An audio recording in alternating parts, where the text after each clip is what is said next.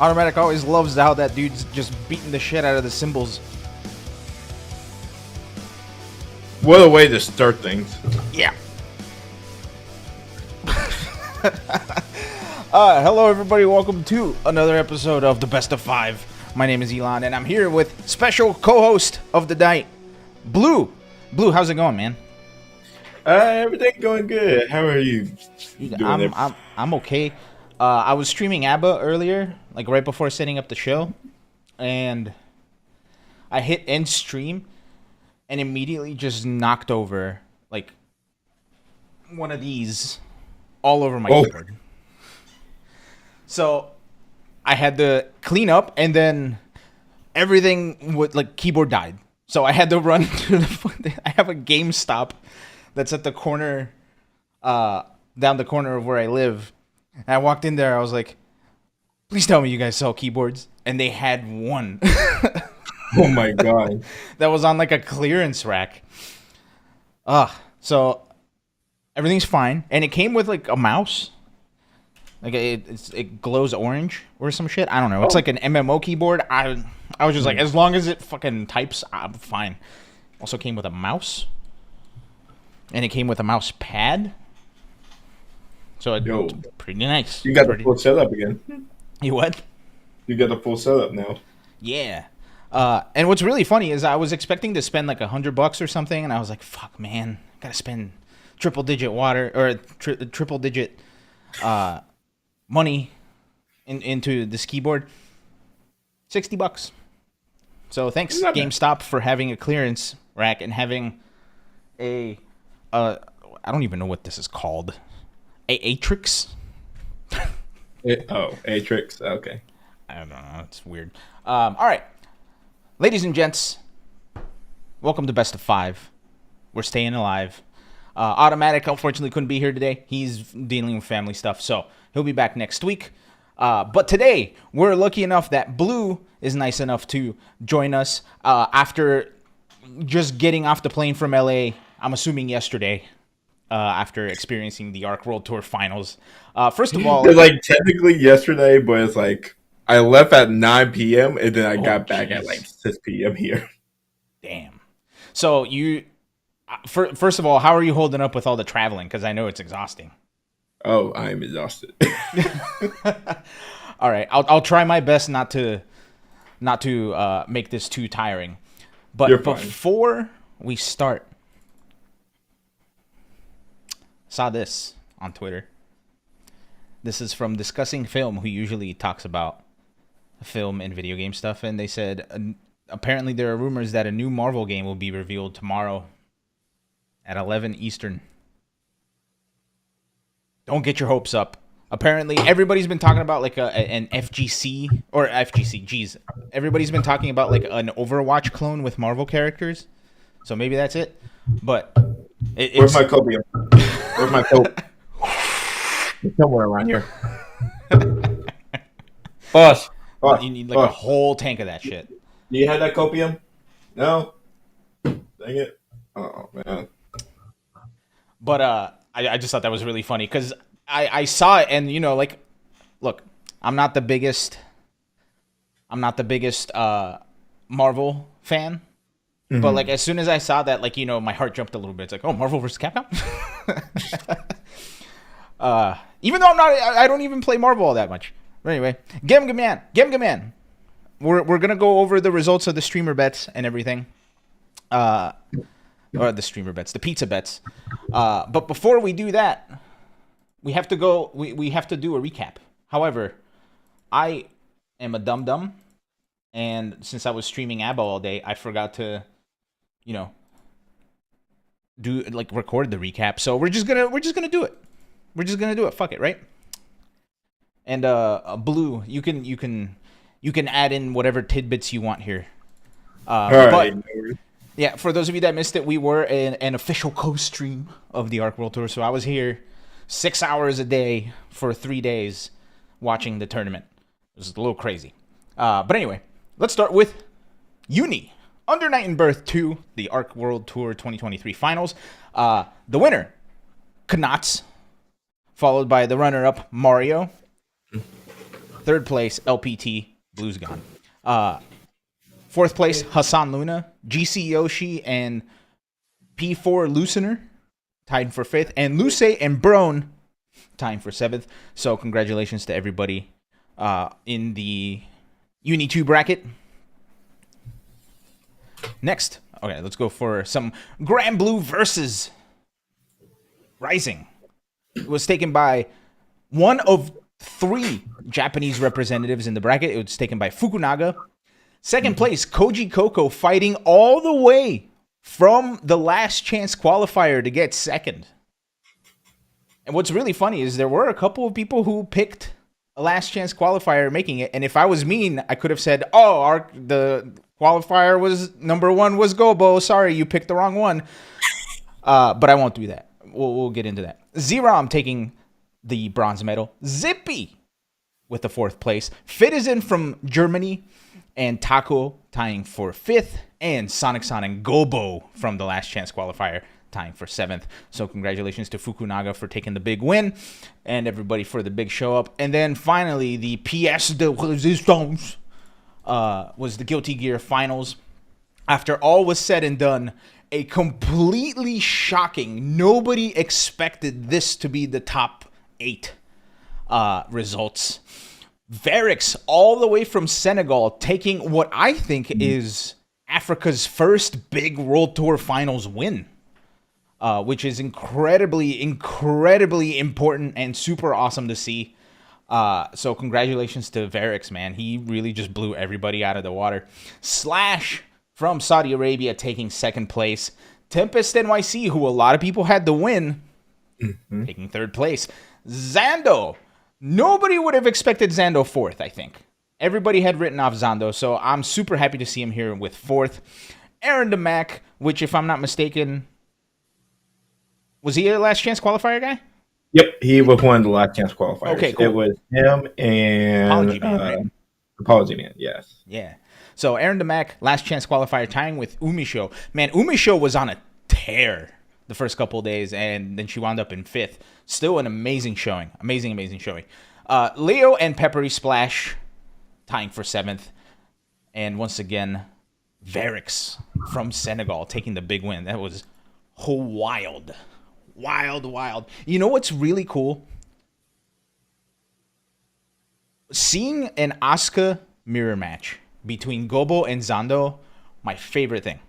That was the highlight of my weekend. It was so good. Were people in the crowd just like super bored at all the cubes being thrown back? No, like honestly, when the top like 8 or top 16 actually happened for Guilty Gear, everybody was super hyped for it. Like even for the character that not a lot of people like Happy Chaos, not a lot of people like Asuka, but they were very into a lot of the matches. And I saw Squidly talking about Slash placing second. Slash almost didn't even get second. He almost got fourth. If anybody remembers, it was Zondo versus Slash. Slash went up, or Zondo went up 2-0, had the game-winning combo. The super went the wrong way, the exact wrong way. If he got hit by that super, he was going to die. Slash somehow made that comeback and ran it all the way back to 3-2 Zondo. Wow. There was a lot of that, right? Like there was a lot of like I remember the first match I watched was Umisho versus Bertrand. Oh man, Bertrand, yeah. Was who? Bertrand. Oh yeah. And it was like 0-2. Umisho was down. Couldn't it looked like she was just about to get blown out of the water, and then all of a sudden the reverse sweep, man, the classic they call it. Almost, yeah. Yeah, the classic they call it. But yeah, if I can go into a little bit of the details with the results a little bit, since A, I was there, and B, I entered both of the last chance qualifiers that was not Strive. Yeah, look, I picked you to win. I forget what I picked you to win for, but Grand Blue. It was either Grand Blue, and I think I also saw like somebody put your name in for notable players for Uni 2, and I was like, oh, I didn't know you played Uni 2. Oh no. Liquipedia, why you do this? No. So Uni 2 was super fun. It was a very small bracket. Like there were 36 players, and there was of course DQs, like it always happens.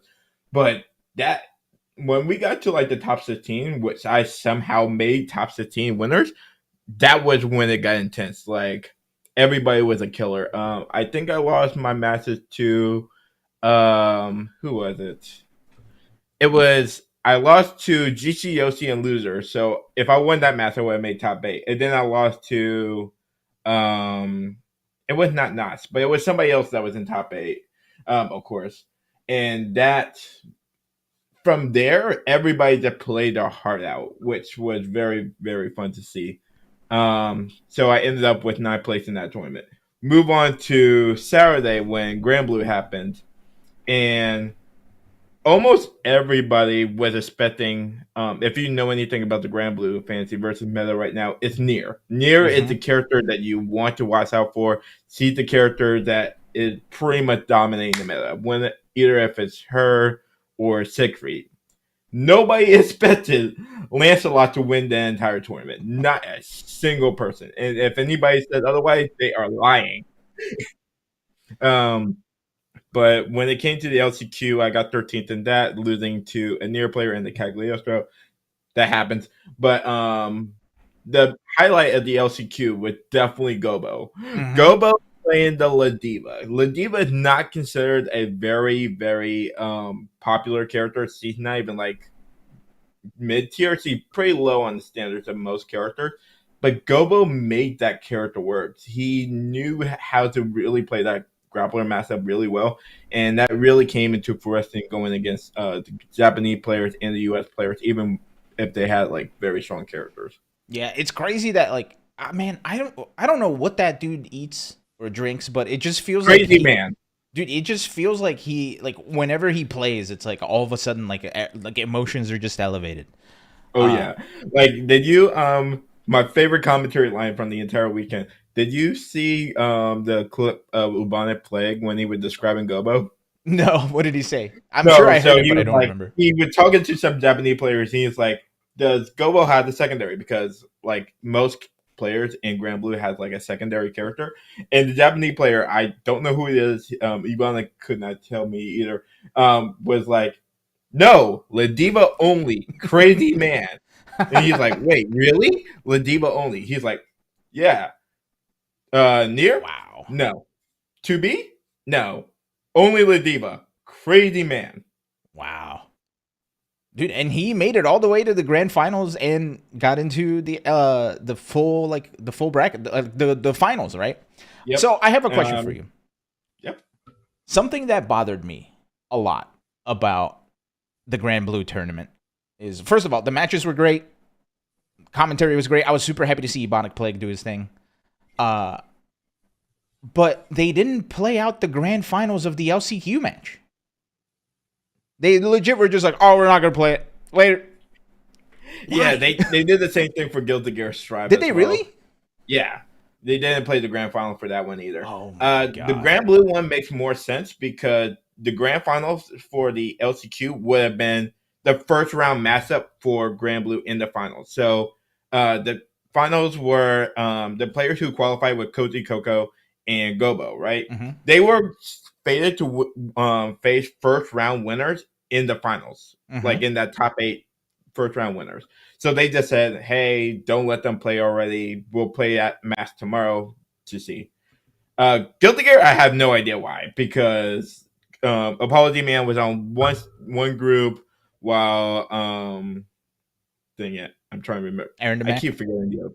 Huh? Aaron DeMac? Aaron DeMac, yeah, thank you. Aaron was also in Grand Blue. But yeah, those two were in separate groups, so you could have played that one out, but I don't know. Man, I don't know. I finish the damn tournament. There's 2 tournaments that are not finished now. Or the finals did not start. One or the other. It just never happened. Like I can tell you that from personally, they did not stream any of that match. I think they could have played that off stream. I don't honestly know, but they definitely didn't see you do it from what I could tell. That's such a terrible decision in my opinion. Man, like yeah, they're supposed to play, like that's fine, but still finish the damn tournament. Who cares? You're gonna play them more than once in the weekend anyway. So fuck. that really made me sad. And I didn't know they did that for Guilty Gear. I saw that Apology Man managed to work his way through with his Faust all the way to Mhm. the finals, which was super duper cool. Unfortunately, I tapped out. I was so tired, so I didn't get to see it. But after like Right. seeing the aftermath of it and the highlights, dude, I'm really happy for him, man. He deserved it. He deserved it. And you got the representation there behind the ones and twos DJing, uh, the Faust DJing for everybody. So that was really really damn cool. Um, so I do have a question.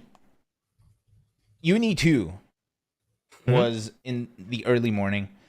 The stream, I think, didn't do a good job of showing the venue properly because it just looked like a bunch of empty seats. Were people watching Uni 2 in the morning? Yeah, of course. I wouldn't say it was as big as the other two games, obviously, Yeah. because it was the only day that that tournament took place. The Uni 2 tournament took place on Thursday. Mhm. That's still a work day. A lot of people couldn't get off work for that. And I think the people who were still there to watch the tournament was still very engaged. Mhm. Kamone himself was watching the tournament, like he was literally saying like two row behind me on the other side, just watching the masses, the entire top eight. Hell yeah. So that was very fun. But no, I don't think. I think it was just because the crowd was smaller. They probably did not Mhm. give it more of a look than compared to like Friday and Saturday when every once in a while you would just peek out at the crowd and see what's going on. Yeah, and there was more to the Arc World Tour Finals than just the tournaments, right? It looked like they had like a whole show floor with like I saw at one point the host of the stream was like shooting Nerf guns at stuff. So like, what else did they have there that we didn't get to see while for us So watching the what stream? you guys didn't see, and you can find like a bunch of pictures on it on Twitter, X, whatever you want to call it. But it was, how do I describe it? At the entrance, they had like a little DJ booth where just people were playing music outside. And there are like some food trucks, so you can just listen to music while Oh, you're sick. eating. Inside, or before you even go inside, there's like a little sign on the side that shows all the qualified player for Guilty Gear in Grand Blue, so you could just see like all the qualifier before you even go inside. And then once you get inside, their entire experience was trying to make it feel like more of a festival than just a normal fighting game tournament. So all the booths were arranged in a way that's kind of like a Japanese like festival booth. So Mm. you're like, hey, let me look at your wares. Oh, shirt. Oh, t-shirt. M. Ray jackets. All that kind of thing. And then right behind me, they had various DJs playing in the background, just playing various Guilty Gear music. And then to the side of Bridget, like over here, they had the shooting gallery where you can like shoot Nerf guns and try to win prizes. Actually, 1 second. Uh oh. Uh oh. Are you a happy chaos main? Did you get to shoot some Kind of. stuff and win? So one of the prizes, if you like shot three things with like an acrylic stand, and I got myself a special. I'm trying to see if I can get it on this. Damn, is that a Blaze Blue? Yep, it's a blaze blue central piston acrylic stand. Oh hell yeah. I wish I could show this better. All right, Yeah, dude, but this is just the post best it I on can do. social media. We'll retweet it or something. Yep, gotcha. But yeah, this was one of the prizes. They have plenty of other prizes like shirts, jackets, and stuff like that. So Dude, really cool for that. that's And awesome. then finally on the side, the other side where you can see, it was like Giovanna, thank you, is like the rest of the area where they had like a Guilty Gear gallery, so you can just see different artwork of various Guilty Gear titles from like Guilty Gear, the original Guilty Gear, like the artwork for that, to like modern stuff, and they even had like little tidbits of like Blaze Blue stuff sprinkled in as well. So it was really cool to see like that. They had, of course, the ABBA demo station where people got to play ABBA.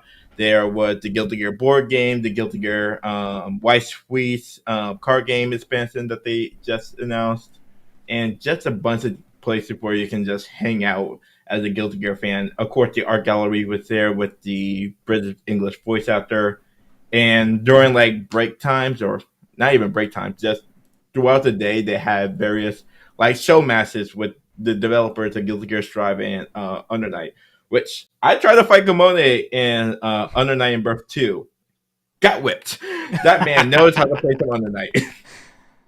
Oh man. So first of all, that's really dope, and I think that's like one of my favorite parts that I saw from the stream is that like there was more to the finals than just the tournament, right? To me, that's super important, and we were discussing that last week with Automatic, where it's like you have to cater to more people than just the people who are playing. Right. So that's super. I think it cool. was really cool because, like, I was watching on my way back. I was looking at Seijam's video where he was like he was vlogging the entire experience, and him and Hotasu met, and he's like, "This is the first time in a long time that it felt like the fighting game Pro Tour final felt like a actual like another event instead of just being like, oh, it's just for the players who qualified. Like, what reason? Other than that, if you're not qualified, why would you be here? That kind of thing. Yeah, and that's like I feel like that was the one thing they were trying to do last year, but they didn't have quite the room to do it. But speaking of last year, for those of you that don't know, I was a content producer, so it was my idea to have like the player intros and all that, make them super fun and wacky, and I was super excited to see what they were going to do with it this year, and this is what we got to see. Let's see production.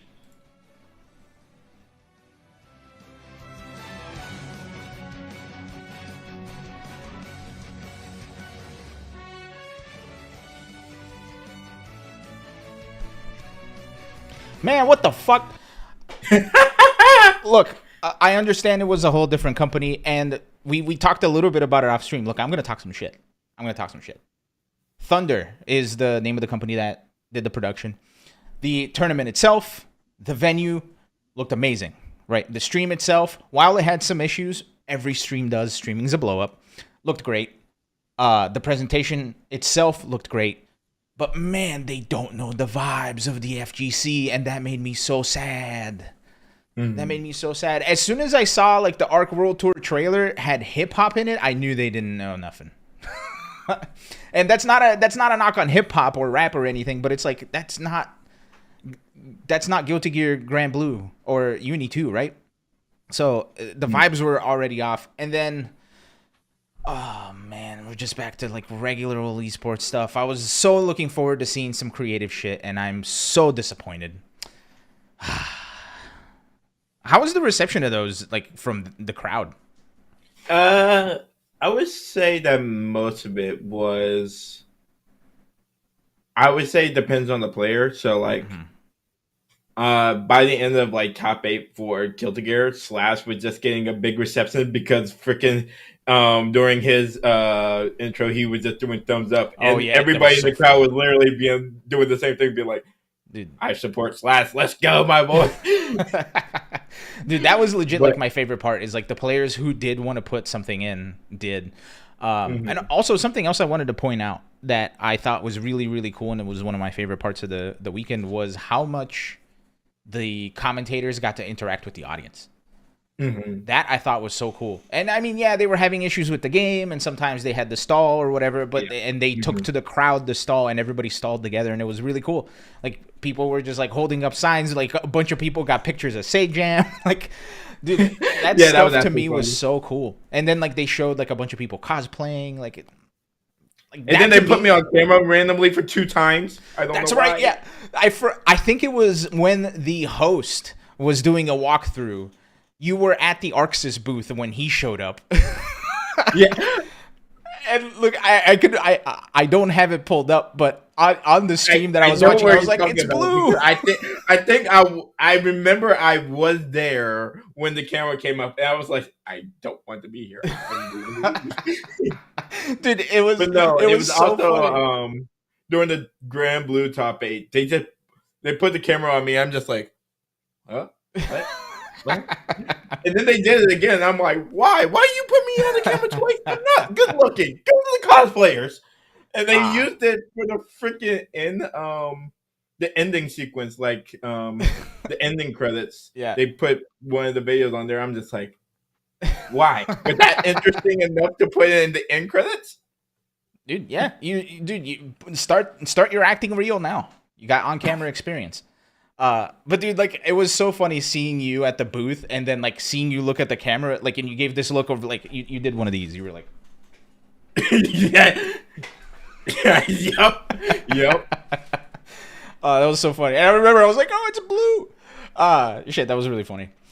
And then in my opinion, the highlight of the weekend, aside from the tournaments, of course, is this. As soon as I get the audio rolling.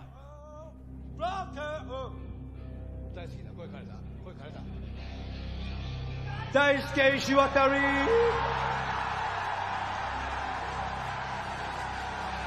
General Director つまりは大ボスです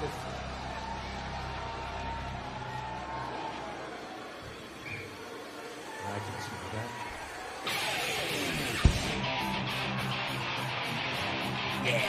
So they had a whole concert, and Daisuke came in to play Smell of the Game at the end. This stuff was sick. At first, I was not, like... I didn't know how this was going to go, right? I did not know how this was going to go. I knew they had the concert planned, and all I could think about at the time was when Cap Jams were at Evo, and they played some dope-ass music while they were on break and stuff. But the whole, like, the Teenage Mutant Ninja Turtles reveal at Evo, they played the entire song, which is like 8 verses or some shit. And after like the first 2 verses, people were like, okay, all right. So seeing the full concert and seeing Daisuke up there doing his thing, seeing Naoki, who after the first song, he was like, I'm losing my voice. I forgot the lyrics. Yeah, it was so sick. And at first, like, the crowd was not, like, not that the crowd wasn't into it, but, like, I feel like people in the crowd were afraid to get into it, right? Like, everybody was just kind of sitting. They were doing the thing with the glow stick. And then Aisha was like, can you guys just stand up? and then the party got started, right? How was it at the venue itself? Because we couldn't hear the crowd all that well. Like the mixing on the stream was a little bit weird. That you put for the Daisuke reveal for Smell of the Game did not do it justice. That place went insane when Daisuke came out. And it's just very cool to see Daisuke, who is the general director for Guilty Gear, just being like, you know what? I make this game. I'm gonna come and play my own freaking music. Dude, it's so good. But no, that concert was very fun. I think the difference between that and like when we had Evo and they were doing Cat Jams, doing TMNT and all the different songs was we knew about it beforehand and it was not going alongside top 8. So we were like, hey, this hour, just Guilty Gear concert. If you don't care about the Guilty Gear concert, you guys can go and check out the other stuff. We'll be back for the top 8 right after.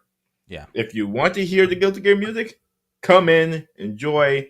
We'll try to put on a good show. So I think that's the real difference because at Evo they try to do it between top 8 matches. They did that before top 8 for Street Fighter 6, which is still the biggest game of the event. So everybody was just ready to see who won top 6 for the biggest freaking fighting game tournament of all time. So there was this. I think those were the 2 big differences for it. For sure. No, and hearing that the crowd was going crazy is so good to hear. Because like it's difficult to show like the vibe of the room via a live stream, right? Especially when like the mixing was a little bit off on the stream. And I'm sure like on the venue it was also a little bit weird. Like that's not like the primary that's not the primary directive here, this concert. But dude, like I'm sure if you go back to the stream of me watching it, like at first I was just like, all right, let's go listen to this concert. But by the end of it, I was like, yeah, Smell of the Game. I think that's how a lot of people were at as well. Like they started off with Find Your Own Way with Soul's theme, and then they started going into some of the other things. And I do think the moment that Aisha came out to do Disaster of Passing, that's when everybody was like, okay. Now we can have a little bit of fun. Dude, it's funny because the May song is what brought everybody up. The mix of the stream did it justice, but her singing voice live sounds like almost 1-to-1 with how it sounds in the games, like Interesting. studio, which is insane how close they sound. Dude, that's awesome. It's very ironic that like the May theme is what people like go at because everybody hates fighting against May. No, it was so funny because I was watching the concert like near the back just so I can just see everybody's reaction. And when they got to smell the game and they announced that it was the last song, I'm like right behind Ubane Play, who was like, "Give me Milia theme. That's all I want. Where's my subhuman self?" Oh, dude, that's funny. That's all I wanted. And they did Town Inside Me too, which was so funny to me. Oh man! And then I played against Bridget a little bit today, and I was like, I don't like that song anymore. But man, like that, what a good idea! What a good idea! And I'm so happy it was received well, and I'm so happy.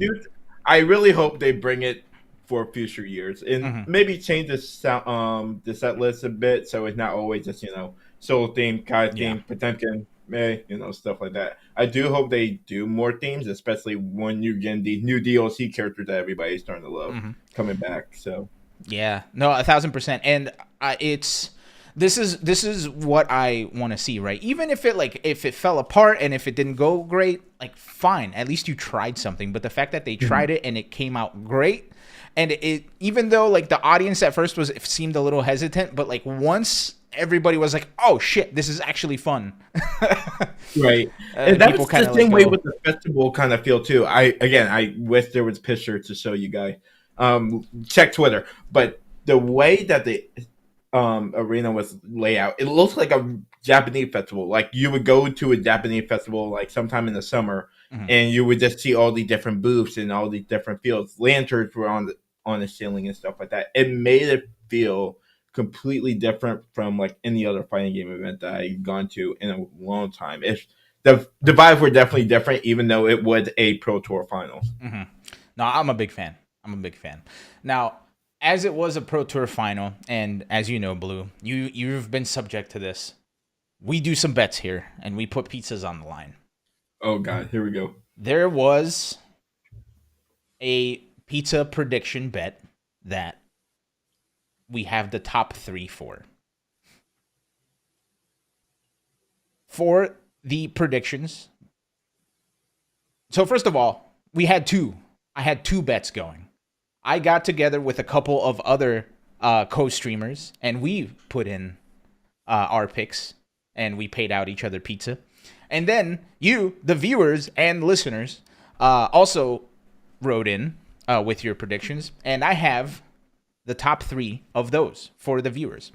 The way this worked was if you guessed the first place finisher, you got 3 points. If you guessed the second, you got 2. And if you guessed the third, you got 1. And if anybody was below that, you didn't get nothing. Highest points win. Are you ready to see the results, Blue? You entered.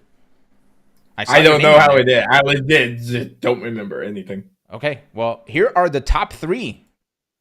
Congratulations, Blue. You got the Big 10. And Gemgaman and EBGB's tied with 7 points, and everybody else was below that. Who did I predict to give me 10 points? Dude, you got it, man. You were I'm gonna pull it back up just in case. But if I remember correctly, you were the only person who got either where was it? Yeah, you were the only person who guessed Slash was going to be up in the top 3. You were the only person who had both Mario and Knots in Uni 2. And your pick for Grand Blue Versus, the only person that you got points with was the Last Chance qualifier pick. Yeah, that sounds right. I thought Nier were going to dominate that tournament more. I was wrong. Thank God.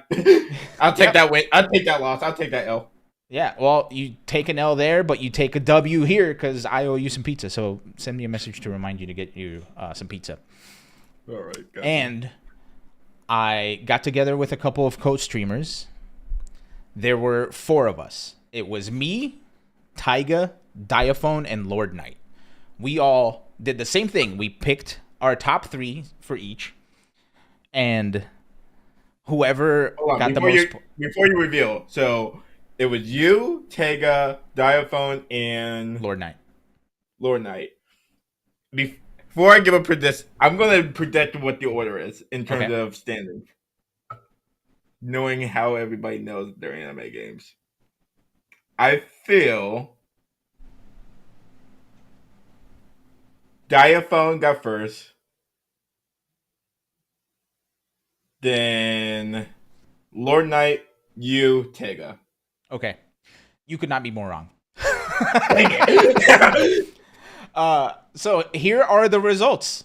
Same rules. First place got 3 points. Second place got 2 points. For third place got 1 point. Here it is. I got bodied. Dang it! Really? Taiga and Lord Knight got 9 points. Diaphone got 8, and I got 4 because I put blue on my pick for Why did you put for me? Uni 2, I think. I don't know. I genuinely Uni 2 I got none right. so I was like, well, I guess I'll try to go for the other ones. Lord Knight had all 3 winners in all 3 of his had all 3 winners of each game picked. Just not in the right order, I'm guessing. Well, like they weren't ordered, but like I didn't put them in order like I did yours. But Yeah. Lord Knight picked Varix to win. He picked Mario to win, and I'm sorry, Knots won, right? Nice. Yeah, Knots won. Yeah, he picked Knots to win, and he picked whoever did the Fukunaga, for Grand Blue Really? versus did Grand Blue not. Fantasy versus. Like I So- said, I didn't think a lot of people would expect the Fukunaga to win. I assumed that they would be thinking picking one of the nears. So I have a question for you then. Fukunaga on the Fukunaga topic, he was playing Lancelot is the character. Lancelot. I suck with names. But he was playing Lancelot, and it seemed so. One of the discussions that were going on in the commentary, which I thought was super duper interesting, is Lancelot used to be really good when the game first released, Yep, absolutely. and then now he's not as good as he was. But it seems like Koji Koko and anybody who ran into Fukunaga had no idea how to fight Lancelot. So is he just not a popular character anymore since he's gotten nerfed? No, I would say that Lancelot right now is currently like top 5 in the game. Like he is still a very strong character. It's just I would say it's correct that his representation definitely went down since Vanilla and heck even in Rising he's went down. I think the biggest factor that caused Fukunaga to win and a lot of people to struggle against him is how bravery points work. So for those who don't know, in Grand Blue Fantasy versus Rising, you start the round with 3 bravery points, and anytime you use any kind of bravery action, you use 1. And when you get hit by supers, you lose 1. If you use a super skybound art, which is like your 35% super, you lose 2. So a lot of the meta in Grand Blue Fantasy versus Rising is using the bravery points to guard cancel. You can spend 1 guard cancel, no meter required to get your opponents off of you and to reset to neutral. And it's really good of a mechanic, not because it's just like push block to get people off of you, but also even if they block that guard cancel, you're still plus. So it's still your turn, even if they block that attack. So a lot of the current meta is when you don't want to deal with your opponent's pressure, you will just immediately guard cancel because there's not much really way to get punished for it. The only time you get punished for it is when you have 1 BP and 0 BP because you take more damage than usual. But at that point, you're kind of not really caring about if you're taking damage because if you get hit, you're probably going to die anyway, right? So I think that just when Fukunaga was playing his matches, a lot of the thing that he did was using like ultimate fireball, which for those who don't know, when you use ultimate fireball, your animation for your moves becomes slower. Like literally, when you press a button, you will do your moves slower than normal. I think it's like 33% slower, or something like that. So he was able to use like that ultimate fireball, see that the guard cancel was coming, back that out of the way, and punish it. So that was something that he usually do, and I think he was just ready to deal with the guard cancel pressure a lot more than anybody else in that top 8 because guard cancel by itself. And I got us out Merp to this one. Let's see if I can. I'm gonna put this in the Twitch chat, but Merp calculated this. Guard cancel was used a total of 214 times throughout that entire top 8. Wow.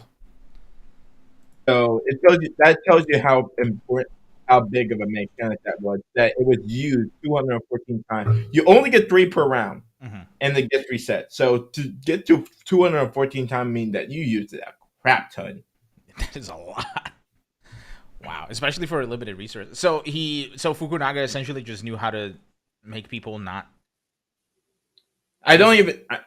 They definitely used it against him, and he did take it. But I think he was ready to. He was prepared to deal with it more because he either grabbed you when you were trying to guard cancel, because if you try to go for a guard cancel, you just get raging strike and you can get grabbed out of that. Or just when you try to do it, you but when the ultimate fireball you block it, your animation comes out slower, so you can just get out of the way for it. Gotcha. Interesting.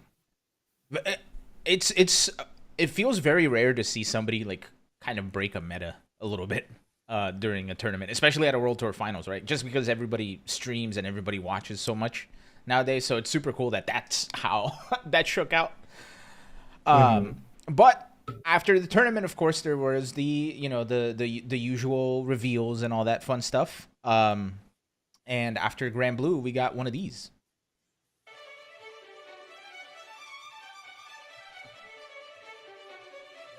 Omatase! 騎士団仕込みのトレーニング本番はこれからだぜ面白いその勝負受けて立つ行くぜ It's Vayne. So we won't play the whole trailer because it's like 2 minutes long or something like that. But Vayne was announced. I'm assuming he's a very well-known character in the Grand Blue universe. I posted my reaction to it on YouTube, and somebody like wrote this entire dissertation about how Vayne is just a normal guy while everybody else has powers. I mean, kinda. So, because I play Grand Blue, Vayne is one of the knights of the White Dragons. So the same fashion as Lancelot and Percival is in. And technically Siegfried. So, like, those are the collective. Those are the 4 main boys, right? So he's the final member that finally got added to the game. And his whole thing is he kind of that lovable idiot. He's not the smartest guy in the world, but you know that he will be there in case you need it. So I think that there's a lot of fans that are happy to see him in the game, and especially during his trailer in his intro, he's like, talking to Lancelot, who are each other best friends, like they're like childhood friends and all that. He's like, "Hey, I can't wait to have the training match with you." And he's like, "All right, bring it on." But that kind of yeah. So I'm wondering, what were the reactions in the crowd when people saw the shield projectiles he's got? Oh, they throw were up. like, "Oh, no!" The shield projectiles was really cool. I think what most people was super interested in is his little like armored attack where he just kept getting beat up, and then he just like, "Nah, I'm still gonna hit you." Man, and this was another one of those things where in the stream, like, could not tell what the crowd reaction was, if people were happy, sad, etc., etc. Like, how was that in the room? Overall, I think the reaction were, I wouldn't say like they were super hyped because, of course, we already knew the character was coming out. I would think that a lot more people were interested in the release date because they announced it for April 2nd, which is happening next week. And I think a lot more people were interested because when they announced the 2B pass, like almost 2 months ago at this point, they were like, "Hey, we're not going to do a ballot patch for 2B because it's just going to come out, and we're focusing on our World Tour. The first big balance patch will happen when Vayne comes out in version 1.3. So everybody's like, "So you're telling me there's a patch coming soon?" And it's coming on the 2nd they revealed, yeah? Yep, it's going to come out on April 2nd as well. And they said patch notes to come out on the 1st. Nice. That's so interesting because it feels like the Guilty Gear announcement was the exact opposite of that. Not the end of uh the Guilty Gear announcement. I mean this one that they said the day before. Or they didn't say it, but they Whatever may come, our love is eternal. Isn't it, dear? dude, her music is so good. I only heard it like a few times, but it's so freaking good. It's solid. The crazy thing is like after like the first half of it, it just switches to like some weird prog rock shit. It's awesome. My favorite color. Uh, A blue so clear. But so they announced this character the day before the Arc World Tour Finals on Wednesday because she was playable at the show floor. But surprisingly enough, they announced that there was going to be no patch when she dropped. Right? Like that to me was extremely surprising. Mostly because like you have a character coming. There's a lot of like people are finding issues with the game. Specifically, you know, I saw a lot of people complaining about the what's it called? White Wild Assault. Wild Assault. Thank you. But man, like not having a patch. It's the same thing that happened with Street Fighter 6 where they're like, "Hey, we're coming, but no patch. Fuck you." I'm not saying that's what they said. But I don't know if it's just because like we've gotten into the rhythm of new character, new patch. That it feels so bizarre that now it's no longer new character, new patch. It's new character and then maybe new patch later. I think they did a patch with Elfel's release. I want to say it was with Elfel's release. So I don't think they're trying to do a patch like every character release. Maybe with Abba's release, they did give a new move to Milia, which is that little backstep attack, which is it's pretty good. It's pretty good. Yeah, I fought against Amelia earlier today on stream and I got beat up by it. So screw that. Yeah. But yeah, I think their focus is, at least right now, probably doing a balance patch probably at the release of season 4. So Yeah. No, I'm excited. I was so excited, in fact, that yesterday before she came out, I decided to try her in Plus R to see how she played. And boy, this character's freaking wacky in Plus R. And Plus R is a wacky game. So the fact that you have a wacky character in a wacky game is very, very interesting. And I was like, just out of curiosity, I tried to see like what she was about, and she is almost the same. Yep. And here is some footage of me playing her today. So one of the things that I think really drew me to this character is the fact that her command dash is meant to go under highs. She has another command dash that is meant to go under lows. She has a move that's new that I don't think she had in Plus R, where you can just absorb a hit and it doesn't give you damage. It just gives you more jealousy meter. And the other big difference is while she's in Jealous Rage, she no longer loses life. In Plus R, whenever she would get into the like whatever the mode was called, the install whatever, she would lose life, kind of like Nagoriyuki. But on this one, she no longer loses life. And man, this character is like, it's so difficult to like explain this character because she's literally like both the worst character and the best character. The difference of her in Jealous Rage is so crazy. Because she can combo off of everything when she's in Jealous Rage. She has stuff that's plus on block and invincible, and it absorbs hits, etc., etc. It is wild. It is wild. And I was playing this character today, and man, whenever you get a right read on somebody and you get a command dash under a high, or you absorb, like a Fafnir against Soul, that's why I play fighting games. Like that stuff is so crazy. Have you gotten to play it at all? With Abba, I got to, as some of you guys know, when I put it on AFGC, I got a chance to personally try out Abba, play a few matches with her, and with the NES CPU. And I don't know who put this. I think it was like GCOC or something. But Abba, when you're in normal mode, she feels like the worst character in the game. Has slow dash, slow walk speed, really slow buttons. So you're like, why did this character suck so much? And then you go into jealousy rage or her second mode, and you're like, oh, that's why. Because now I get to have fun. Dude, I still am not used to. So she doesn't have a dash when she's in when she's out of jealous rage. Her first of all, well, actually, before I even get into it, the animations in this game are so damn good. Like when she's walking with the key and dragging it around, like, or when she does a forward dash when she's out of jealous rage mode, she's just like, eh. Like she's just trying to bring Come the here. along. It's so funny, but it's so awful. Like I played against the Happy Chaos player today. That all they did was just jump back, and I was just like, oh, I got nothing. Yeah. That's I why got nothing. But I think that's when you're like supposed to use that parry, and you're like, all right, now I just do the normal mode change instead of using command grab. Yeah, and man, I'm still not used to the big shift. The shift from when you have jealous rage, or from when you don't have jealous rage to when you do have jealous rage, is bananas. She can run across the screen like nothing. Yep. It is wild.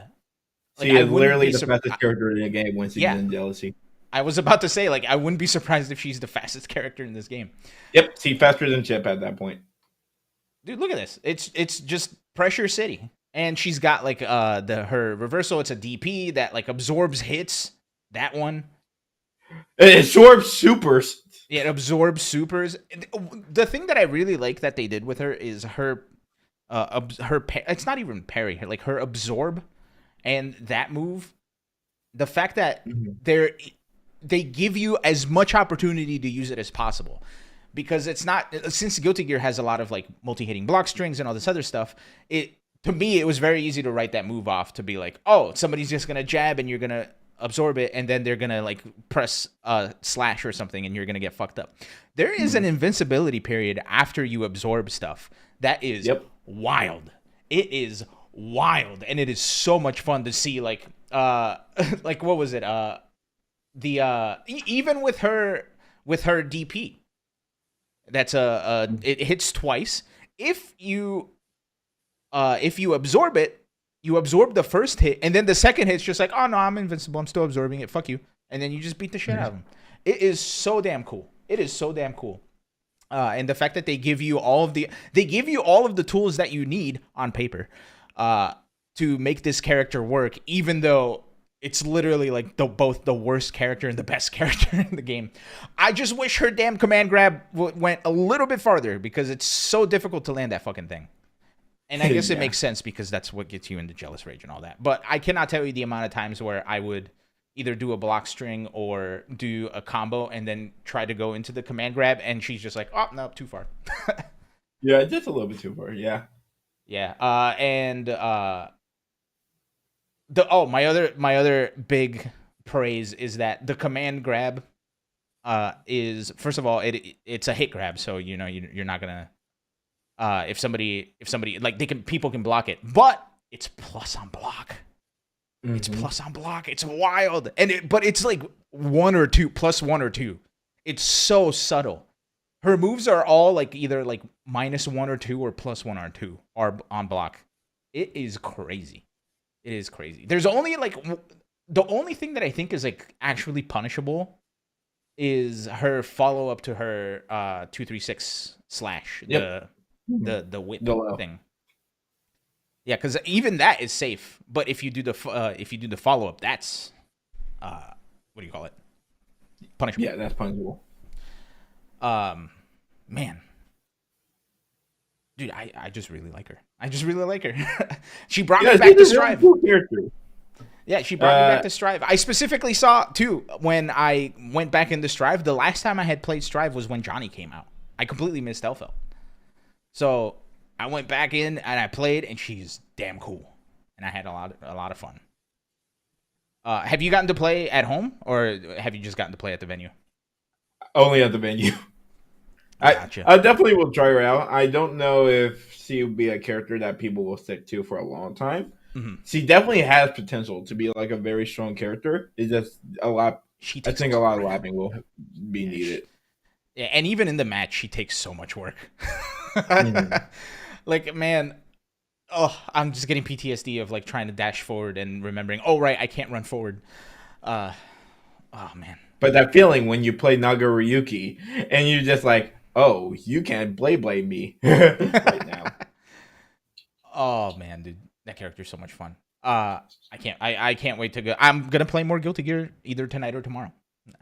It's just gonna happen. I'm back.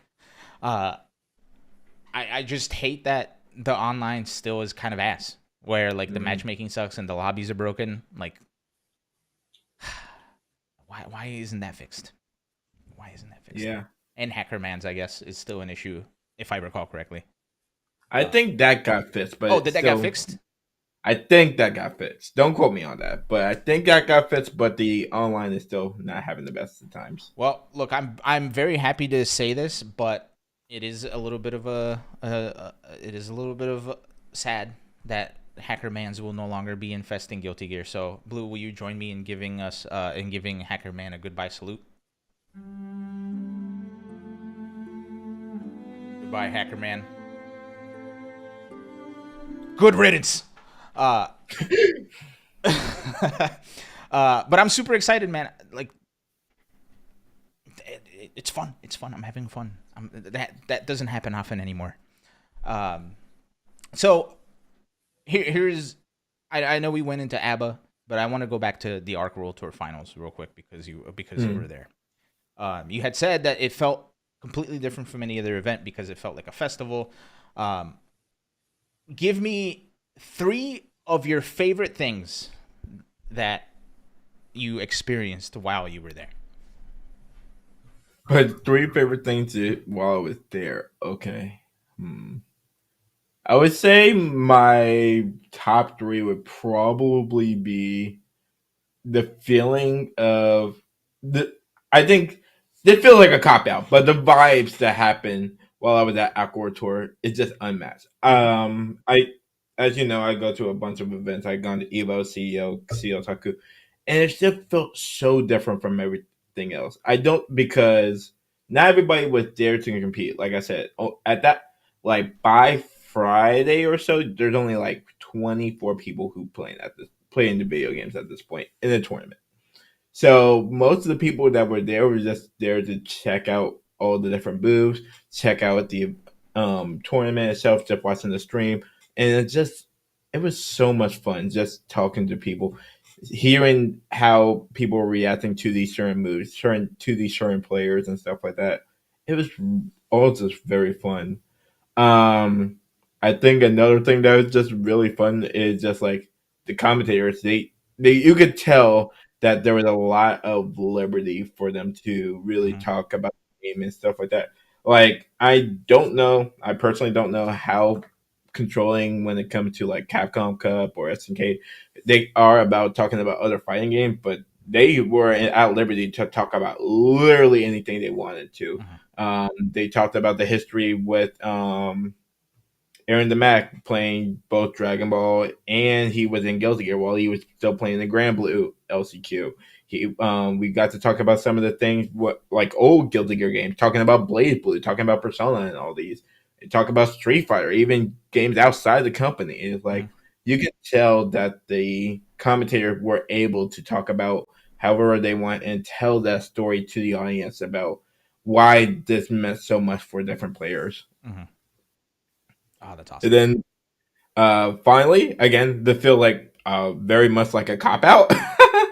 But for me, it's probably just I never thought that I would be there.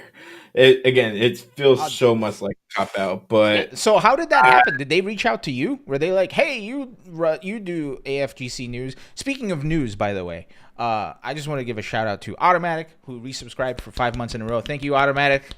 He had to take a little break this week because we are in anime land. But he will be back. What's up? No, boss, you're not clapping. Come on. Oh, he's too busy Maybe not like time. mixing the knob. Oh. I don't know what that's called. too busy DJing. But thank you, Automatic. Super happy you're here. Hope you're doing well. Automatic and I are gonna play some Helldivers 2 on stream tomorrow. I think it's gonna be fun. Hey, let's go. Anyway, sorry. Let's get back to the topic at hand. So, how did this whole thing come about where you got invited to, if you're allowed to talk about it, how did you get invited to go cover the event? Like, what was that whole situation? So pretty much how you described it, it started out in like an email where they were like, hey, we seen your work with Anime FGC News. Do you want to come out for Arc World Tour Finals? You can have interviews, you can go and play test a new character if you like. And I'm just like, not even joking. My first reaction was, check what? the sender. Huh? Is this real? And I was just like, sir, I'm interested. Just give me a bit to figure things out. And I'm just like, this is not a joke, right? But every single time it just turned more and more real. And when I got to the venue, I got to talk to the guy who I've been in communication with, got my badge, has literally says media on it. I wish I could grab it, but not right now. Yeah, but it's just like, I think just that entire experience was really useful to me.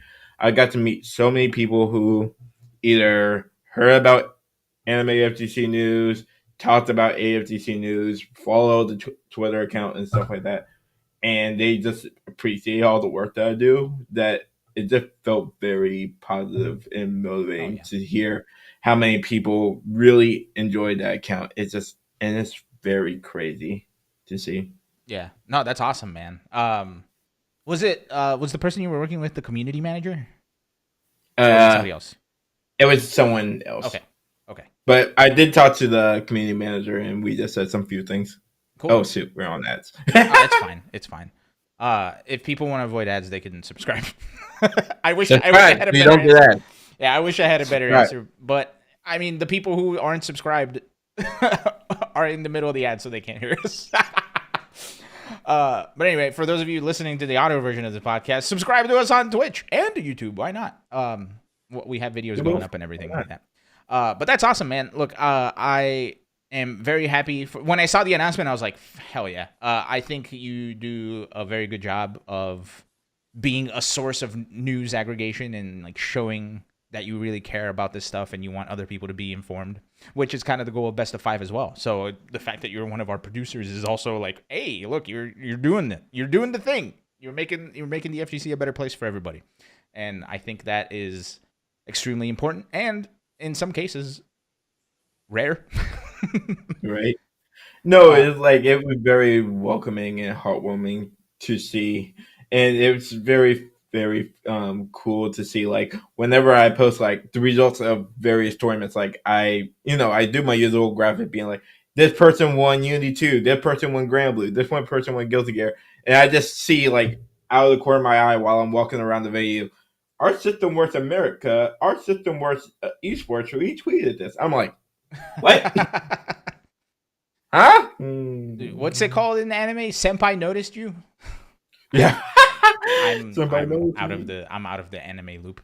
But that's awesome, man. Look, I am super duper happy for you. It sounds like it was all that you wanted to experience and more. And are you?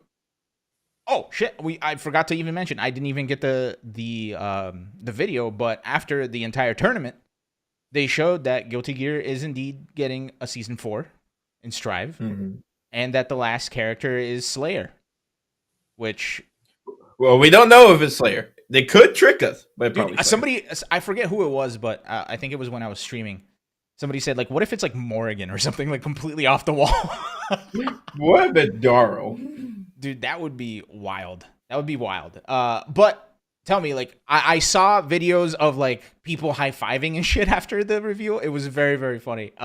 What was the room like? What, like, were people like popping off? Everybody was going insane. Everybody wanted that character. Everybody, if it's Slayer, let's just put this out there. Let's assume it's Slayer. Everybody was so happy about it. They had the cameras locked to the cosplayers. Credit to them, by the way, for cosplaying Sauron and Slayer together. That Oh was yeah. very awesome to see them. And I saw them right after the show ended, and they posted a picture with the cosplayer for Nagaruyuki. And I was just like, "Yo, this is the true message, the true meaning of dandyism." Yeah. Um, Dude, yeah, there was a lot of people cosplaying, which was so cool to see. I've been like, man, the more people who are cosplayers are like getting exposed to the FGC and coming to cosplay at FGC events, like I feel like events are way better off with people cosplaying at them. There were Um, there were so many different like British cosplayers. Of course, they had the official cosplayers for like I think it was May, Milia, Eno, Faust, Kai, and Nago. I think those were the official ones. And then people also came in with like Johnny. I think there were like two different Johnnies. mhm. There was another Nagaruyuki, like a bunch of British cosplayers, and then they even had some for like Grand Blue and Under Night as well. Like there was a Carmine plus cosplayer. Ooh. There was a Neela cosplayer with her husband. I'm guessing husband or boyfriend cosplaying as one of the sheeps, which was really funny. Oh, that's right. I remember seeing them. Uh, Yeah, so it was just a very fun time just checking out the cosplays yeah, and at I the event. saw there were people that were also just cosplaying anime in general. Like I think I saw like a Spy X Family cosplay at some point, like that they were showing Oh on yeah, stream. I have never seen Spy X Family. I just recognize the suit. you just recognize the green suit. Yep, that's it. uh, and the only other thing I recognize about that lady is the like what's it like the dress that they have in Street Fighter 6 now. The Spy X Family Right. thing. That was the only other thing that I recognized. Other than that, it's like that's all foreign to me. But man, I am happy. Okay, actually, you know what, Blue? Out of 5, on a scale from 1 to 5, where would you put the Arc World Tour Finals this year? And be honest, not just because they brought you out there. Give me the goods, the bads, the uglies, Oh and dang then it! So I can't say a 10. Dang it. give me the good, bad, ugly, and uh, then give me a 1 out of 5. I would say 4. I 4? honestly would say 4. Uh, I think the biggest problem with it was just like a lot of production issues, Mm. like the missing wasn't well. I was talking about it with a friend of mine that I really wish that the side plates, so you know how they had the two characters on each of the sides, Mm. or what they showed that the character that each of the players were playing, and so more to that kind of thing. Again, that's just like that's my personal take for it. Mhm. But outside of like the stuff that happened on stream or something that happened while you're watching the tournament itself, there was that probably one of the better events I've gone to all year. And well, not even just all year, freaking September, but in a while because just everybody was just there to have fun. Like when you were watching Grand Blue, you saw like a crowd of people just holding up stickers and Yeah. having signs of different Grand Blue stickers. You had a friend of mine who was wearing a Fukuhara, who is the director of Grand Blue Fantasy. He has a mask of the guy just on the side, and Okubo literally like, "Hey, give me the mask, give me the mask." Put the mask on his face while they were taking the top 8 picture. You had, like I said, Daisuke coming down just to play his own music from his own video game, and just the concert in general. You had people yelling, freaking when Slash was starting to make his comeback, Toshu Geki, Toshu Geki. The thumbs up with Slash as well. It's just like everybody was just having such a fun time from beginning to end. Even the directors who were down there. It was mostly Akira, Ken, and Kamone who was mostly just going around the venue. Daisuke was just like kind of in his own little world. But they all just seemed like they were having such a fun time the entire weekend that it's just the vibes were good. I think that's like the best way for me to say that. It's just like everybody enjoyed themselves from start to finish, even if everything was not perfect, which is why I gave it a 4 instead of a 5 out of 5. It's just like everybody enjoyed themselves, and I think for a tournament, if people can go away saying that they enjoyed each day, um, which is like the final thing I can come up with, was at the entrance was the two different posters, and I think they're freaking hilarious. They had on the side a freaking Guilty Gear tier list, and instead of like being SA, like how you rate characters, it was like too cute for this world. Character who needs more Guilty Gear merch. Character that is cool. Character that is not cool. Everybody else. Oh, And man. everybody was just changing the order. And as I was leaving the venue on like day one, they were like, I was talking to this one guy, and he was like, "Don't you think Elfel is cute?" And I was like, "Yeah, Elfel's cute," but Elfel was like in the merch side, and I was like, "But Elfel needs like cool looking merch." And he's like, "Yeah, you're right. She it needs merch, but if you put her in cute, that will default her to getting more merch." And I was like, "No, no, no, no. You can be cute, but you don't have merch. That's why you have Jacko." We were just having cool conversations like that.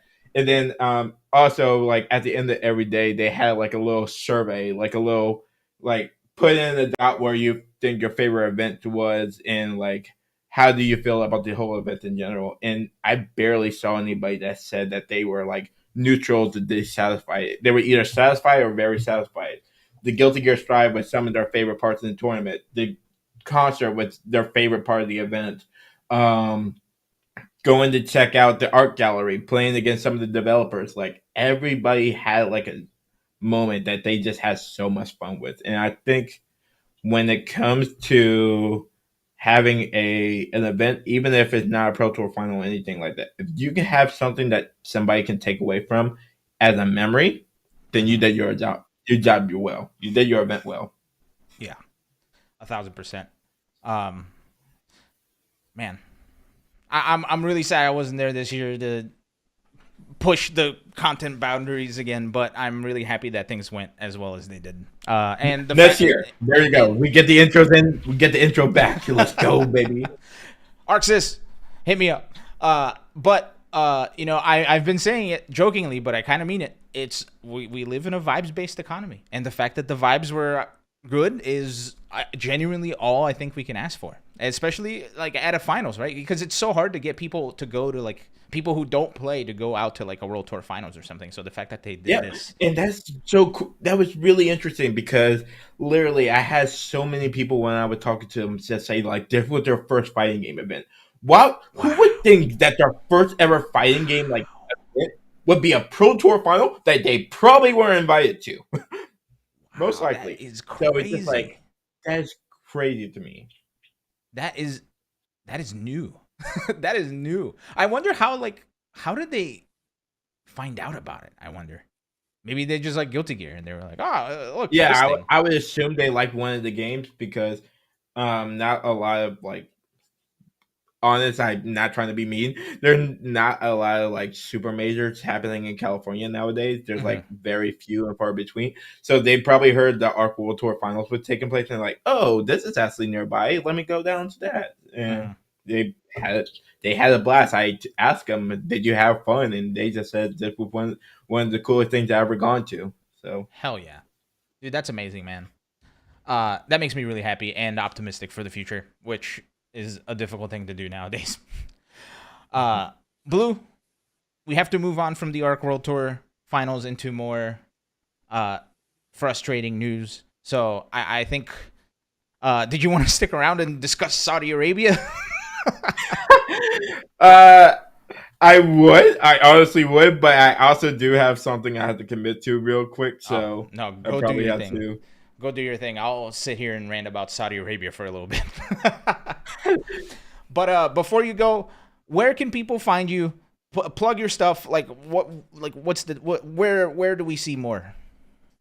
Okay, so if you guys want to check out more of my stuff, you can find me on Twitter at Blue for Life, like you see in it, like the little bit lower. There we go.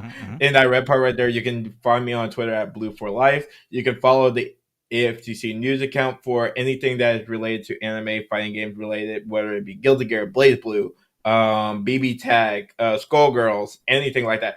By the way, just random shout out. Congratulations to the Skullgirls fan community for finally getting Marie. Oh, She that's came right. out today. So awesome. awesome to hear that news. Finally getting that final character in, and hopefully we'll see more of her in the coming weeks, especially a combo breaker with the Skullgirls Championship Series. Other than that, stay tuned to the AFTC news account because I had the pleasure and the honor to interview Daisuke, Akira, Ken, and Kamone, asking them various questions about Guilty Gear Strive and Under Night. So look out for that. And then also just stay tuned to AFGC News for anything that's related to the Arc World Tour 2024 and more, because from what I've been told, we are looking to a very, very bright future for both Guilty Gear Strive, Under Nine Birth, Grand Blue, and just AFGC News in general, especially with freaking Hunter x Hunter being a thing, and maybe it be a Marvel game, Marvel vs. Capcom game. Where's my copium? Man, I completely forgot about the Hunter x Hunter. Is that an Arxis game?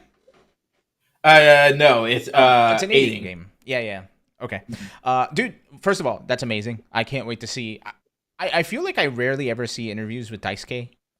So the fact that you got to talk to the man, the myth, the legend. I legit when I saw that email being like, "Hey, you could interview Daisuke," I was like, "What? That's a thing?" Huh? Wait, that's a thing I can do? I just run a Twitter account. I'm not IGN. You are now. Congratulations. This is how they tell you, I guess. Yeah. All right, Blue, I'm gonna let you go. Thank you so much for hopping on and for being a producer of ours, and congratulations on getting to go over there and getting to cover stuff. I can't wait to see more stuff at AFGC News on Twitter. Yep. Just stick to all of that. It should be posted tomorrow. I just have to work on it. Okay, sounds good, man. Thank you so much again. Congratulations, and thank you for being on. We'll talk to you soon. I still want you to teach me how to play Grand Blue. I just haven't gotten around to it. But just let me know. Okay, just let me know. We'll do it. Probably when they nerf Citadel, but let me know. Maybe after the patch on April 2nd. After April Fools. Yes, that's probably the best time. We'll do it. All right. Thanks, Blue. I'm gonna let you go. Thank you, man. Take care, everyone. Goodbye. That was Blue at AFGC News at AFGC News on Twitter. Thanks to him for stopping by. Now, look, I'm not gonna go for too long because it's almost 8:00. Holy shit. This episode went long, but I wanted to bring this up because this was a big piece of news. For those of you that missed it earlier today, was it today? March 20. Oh, yesterday. The Esports World Cup account tweeted this out. Oh, that's really small, huh? Let me go ahead and make this a little bit bigger. Come on. There we go. Esports World Cup. Osaka, choose your fighter and prepare for an ultimate showdown. Street Fighter 6 joins the Esports World Cup. Which competitor do you think will bring the heat this summer in Riyadh? So, for those of you that don't know, Riyadh is the is it the capital? I think it's the capital. Man, I sound like an idiot now. Riyadh is a major metropolitan city in the Kingdom of Saudi Arabia, and it is where they're trying to host all of these new esports things. That's what they've been going to. They also sent out this poster announcing that Street Fighter 6 is joining the Esports World Cup. And man, this is complicated and difficult. First of all, Jabali is the person working behind the scenes to get this stuff going. He works for ESL. ESL is owned by Savvy, which is the Saudi Arabia fund. It's the fund by the Crown Prince of Saudi Arabia to, try to get esports and video games and other tech things into the Saudi Arabian world, because the dried up dinosaurs, or not the dried up dinosaur, but the liquid dinosaurs that are over there is running out. So they're looking for the next big thing, and it looks like they're going for esports. This is a great opportunity for the FGC because it probably means hella money. It probably means a really, really cool experience for the players who get to go and all this other stuff. This is terrible for literally everything else, because the Kingdom of Saudi Arabia is controversial at best, I think is like the nicest thing I can say about it. There have been so many there's such a huge rap sheet of human rights violations and things that are just so incredibly worrisome that are from the Kingdom of Saudi Arabia that it makes it so hard. It makes it so hard to support this, right? And at the end of the day, this is not about the people who are running it. This is not about the people who are participating in it. It is about the government that is funding it, right? The U.S. is not much better. I will say that right off the bat. The U.S., not much better. U.S. also sucks. Also, ridiculously large rap sheet for human rights violations and just bullshittery in general. But the Kingdom of Saudi Arabia worries me. And it worries me because of the lack of support for LGBTQ communities, the lack of... Actually, you know what? We'll just call it what it is. The lack of freedoms for the LGBTQ plus community, the lack of freedoms for women and other minorities. It's rough out there. So I went into the Amnesty International webpage. The Amnesty International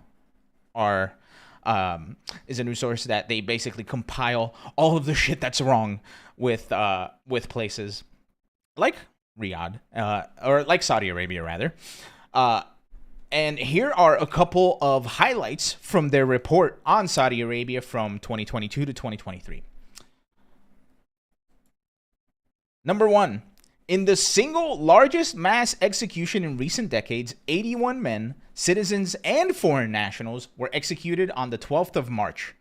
This is between 2022 and 2023. According to the Ministry of Interior, those executed were convicted of a range of offenses, including terrorism-related crimes, murder, armed robbery, and arms smuggling. Some of those executed were also convicted of disrupting the social fabric and national cohesion and participating and inciting sit-ins and protests. That's worrisome. Which described acts as acts that are protected by the rights of the rights to freedom of expression, peaceful assembly, and association. Of those executed, 41 were from Saudi Arabia, from the Saudi Arabia Shia minority. In November, the authorities executed 20 people for drug-related crimes, the first such execution since the Saudi Human Rights Commission announced a moratorium on the use of the death penalty for drug-related crimes in January 2021. Now, you can say something like, "Oh, well, they're breaking the laws from this place, so they should get punished." You're at face value, you are not wrong. However, the issue is that not only is this the death penalty for something as simple as protesting or organizing a sit-in, the judicial process that happens in Saudi Arabia has been touted as unfair, shitty, and nonsensical, right?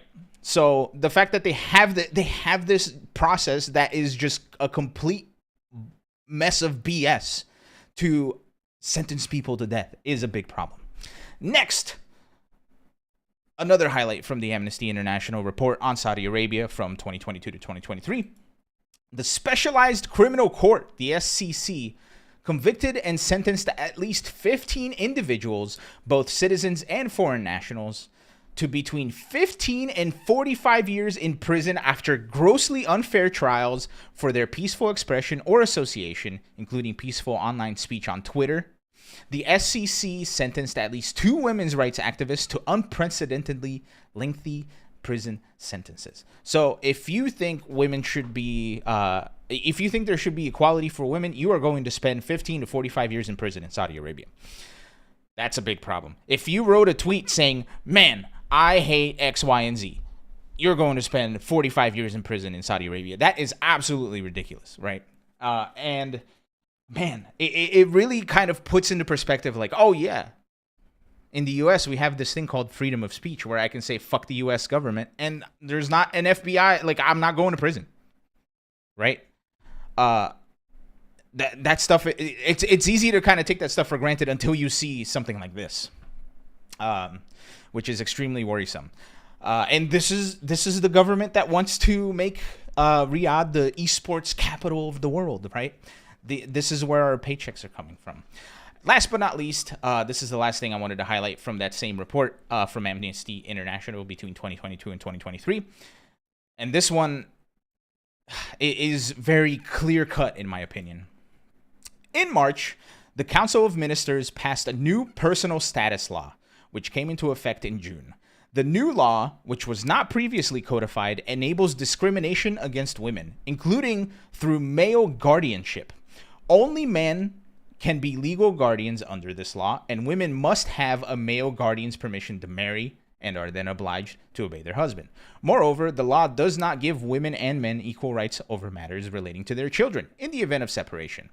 While the mother is automatically granted custody, the father is designated as the child's legal guardian without consideration of the best interest of the child. On top of this, and this is the most effed up part, I don't know why I censored myself just for that part, but the most screwed up part of this entire thing is women do not have a say over who is their guardian. So if you're a woman, you're just kind of fucked. That's essentially the quick and dirty of it in Saudi Arabia. If you're out without your legal guardian, you are either going to jail or going to be put to death or some crazy shit like that. That's bad. That's really bad. And, you know, I would like to believe that the FGC is one of the, if not the most inclusive esports, right? We tout that, you know, we're welcoming to LGBTQ people. We tout that we're a true meritocracy, right? Where if you play well, you're going to go far. So seeing a country that has this stuff in its, not even its like history, this is last year, right? This is not even like a decade ago, not even 2 years ago. This is last year. And you can see propaganda of them saying things like, oh, no, we're progressive. We're getting better. None of that stuff. That stuff is ancient history. This is last year. And I'm not even getting into like the real fucked up political stuff, like the assassination of the journalist. Oh, my God. What is that journalist name? I am actually pulling it up. Khashoggi. Yeah, Jamal Khashoggi, who was assassinated, essentially. And he covered major stories, including Soviet Union invasions of Afghanistan, Al-Qaeda, and Osama bin Laden. He is a very storied journalist, and he fled Saudi Arabia and then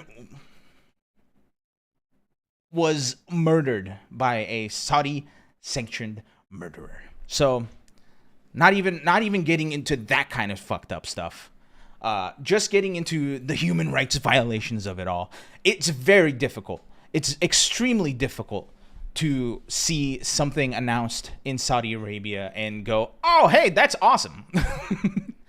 Not even to mention, like, as of, I think it was like 2 or 3 years ago, a person who just happens to, have grown up Jewish, would not have been allowed in the country until I think it was either last year or 2 years ago, where they were like, oh, okay, we'll let Jewish people in here.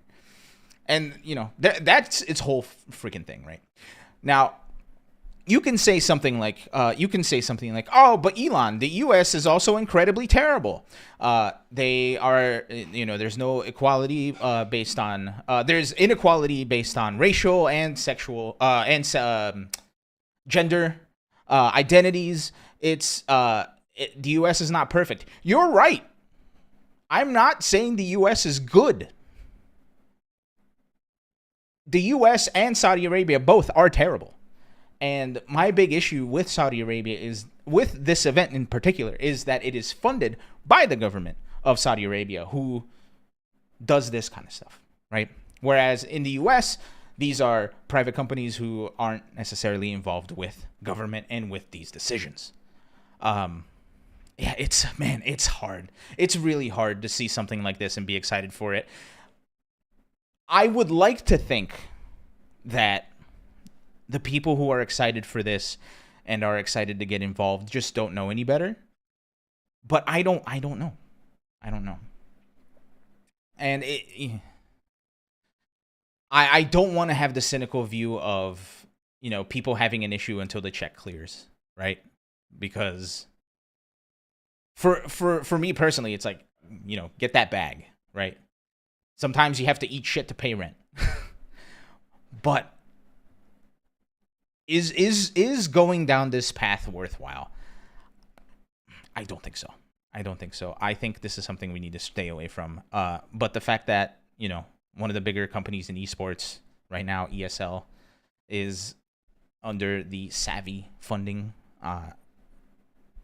and is kind of under their thumb, and this is what they're trying to do, sucks. It sucks. Anywhere else would have been great. Saudi Arabia. The thing that makes me really upset is that this is all so complicated. And I'm sure, and look, I'm not like a political commentator, right? I don't know the ins and outs of politics in the US or in Saudi Arabia or anything else.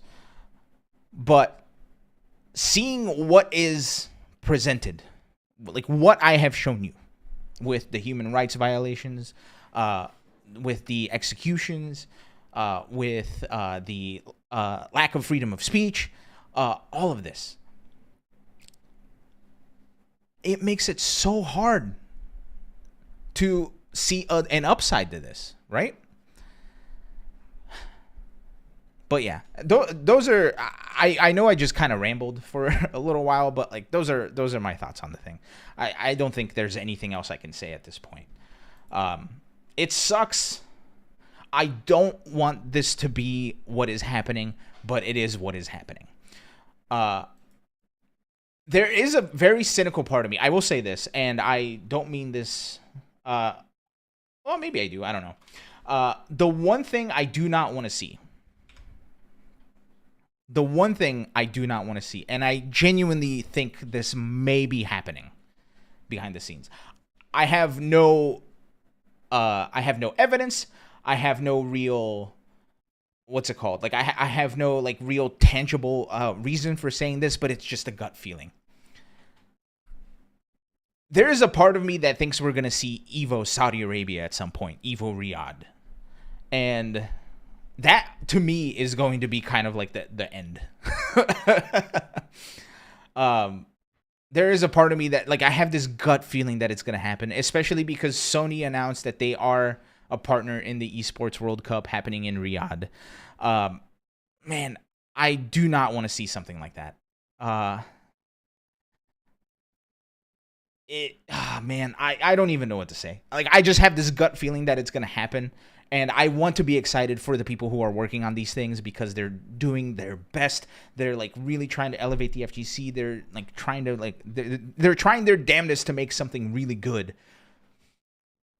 But it's all overshadowed by things outside of the FGC that are extremely worrisome and extremely like daunting and extremely disturbing, right? So that's where I'm at. If you have any information on stuff like that and you want to get at me, feel free to either comment on here or hit me up on the YouTube, or you can even email the show, bov@bestofvshow.com. Get at me and I'll address any comments on the show next week or even on stream, because I've been on a bit of a roll. I've been streaming every day except last Sunday. I've been on a bit of a roll, and I plan on streaming tomorrow as well. So, we'll get to it. But anyway, that's all I have. It sucks that something so good is also something so bad. But anyway, that's been this week's episode of Best of 5. I want to once again thank Blue. You can see him at AFGC News on Twitter. I want to thank Automatic for being our co-host, who unfortunately couldn't be here today, but he'll be back next week.